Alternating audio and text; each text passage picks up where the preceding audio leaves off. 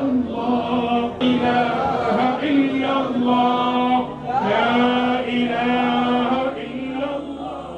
ബാങ്കിന്റെ ആദ്യ അല്ലാഹു അക്ബർ എന്ന വിളി കേൾക്കുമ്പോൾ എന്നെ ഖബറിലേക്ക് എടുക്കണം. എൻ്റെ കുട്ടികൾക്കായി ആരംഭിച്ച ഹിഫ്ള് കോളേജിൻ്റെ താഴെ എനിക്ക് ഖബറൊരുക്കണം. അവരുടെ ഖുർആൻ പാരായണം കേട്ട് എനിക്ക് നിദ്രയാവണം. ആഗ്രഹിച്ച പോലെ മാണിയൂർ ഉസ്താദിൻ്റെ അന്ത്യാഭിലാഷങ്ങൾ ബന്ധുക്കളും സ്നേഹജനങ്ങളും പ്രാസ്ഥാനിക ബന്ധുക്കളും ചേർന്നൊരുക്കുമ്പോൾ തേങ്ങലടക്കിയാണ് ഈ സ്നേഹജനത ഉസ്താദിനെ യാത്രയാക്കിയത്.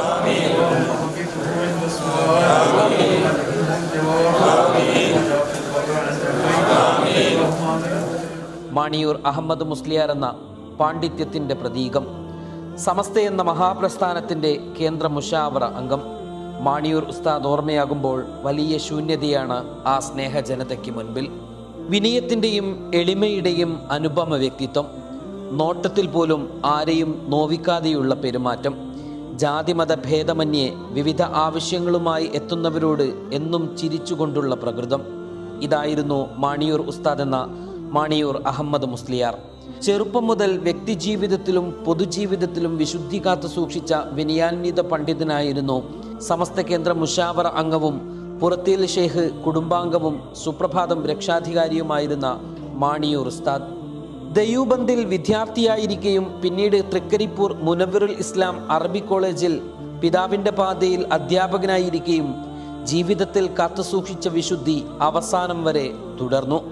അടുത്ത കാലം വരെ ആഴ്ചയിൽ 2 ദിവസം അദ്ദേഹം നടത്തിവന്ന ആത്മീയ ചികിത്സയിലൂടെ കേരളത്തിനകത്തും പുറത്തുനിന്നുമായി ലക്ഷക്കണക്കിന് പേർക്കാണ് ആശ്വാസം ലഭിച്ചത്.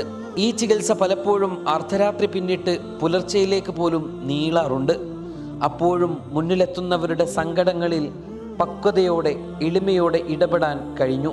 എന്ത് പ്രശ്നമുണ്ടായാലും പരിഹരിക്കപ്പെടുമെന്ന ഉറപ്പിലാണ് പലരും വീട്ടിലെത്താറുള്ളത്.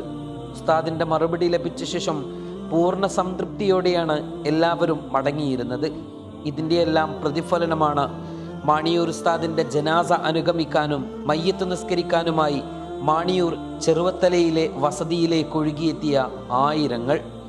ഉന്നത പാണ്ഡിത്യം കാത്തുസൂക്ഷിക്കുമ്പോഴും സാധാരണക്കാരോടുള്ള ഹൃദയസ്പർശമായ സമീപനമാണ് മാണിയൂർ ഉസ്താദിനെ വേറിട്ട് നിർത്തിയത്.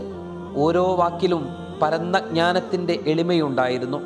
ആ സുഗന്ധം തേടിയുള്ള യാത്രയാണ് മലബാറിൽ അദ്ദേഹം പങ്കെടുത്തിരുന്ന ആത്മീയ സദസ്സുകൾ വിശ്വാസികളാൽ സമ്പന്നമായത്. ദീനീ പ്രവർത്തനത്തിൻ്റെ പുണ്യവും പ്രതിഫലവും ഹൃദയത്തിൽ തറക്കും വിധം ലളിത ഭാഷയിൽ പ്രഭാഷണം നടത്തുമ്പോൾ കേൾവിക്കാരന് അനിർവചനീയ അനുഭൂതിയാണ് സമ്മാനിക്കാറുള്ളത്.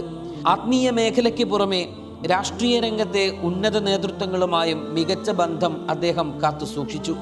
അപ്പോഴും വീട്ടിലെത്തുന്നവരോട് തെളിഞ്ഞ വിനയവും മര്യാദയും കാത്തുസൂക്ഷിച്ചു. വിദ്യാഭ്യാസ മേഖലയ്ക്ക് അദ്ദേഹം നൽകിയ സംഭാവന അനവധിയാണ്. തൃക്കരിപ്പൂർ മുനവ്വിറുൽ ഇസ്ലാം അറബി കോളേജ് പ്രസിഡന്റ്, മാണിയൂർ പാറാൽ ബുസ്താനുൽ ഉലൂം അറബി കോളേജ് പ്രസിഡന്റ്, പാപ്പിനിശ്ശേരി ജാമിയ അസ്അദിയ അറബി കോളേജ് വൈസ് പ്രസിഡന്റ് തുടങ്ങിയ പദവികളും അദ്ദേഹം വഹിച്ചു.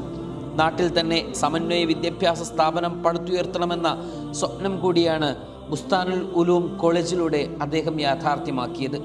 2014 മുതൽ സമസ്ത കേരള ജംഇയ്യത്തുൽ ഉലമയുടെ കേന്ദ്ര മുശാവറ അംഗമായിരുന്ന ഉസ്താദ് സമസ്ത നേതൃത്വത്തിലെ എല്ലാവർക്കും സ്വീകാര്യനായിരുന്നു.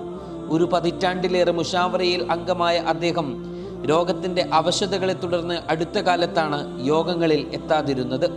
സമസ്ത എന്ന മഹാപ്രസ്ഥാനത്തിൻ്റെ പേര് പ്രസംഗത്തിലും സംസാരത്തിലും ഉച്ചരിക്കുമ്പോൾ കാണിക്കുന്ന ബഹുമാനം മാത്രം മതി സംഘടനയോടുള്ള അദ്ദേഹത്തിൻ്റെ താല്പര്യം ബോധ്യപ്പെടാൻ. സുപ്രഭാതം പത്രം പിറന്ന നാൾ മുതൽ അതിൻ്റെ ഓരോ ചുവടുവെപ്പിലും ഉറച്ച പിന്തുണയുമായി അദ്ദേഹം കൂടെ നിന്നു.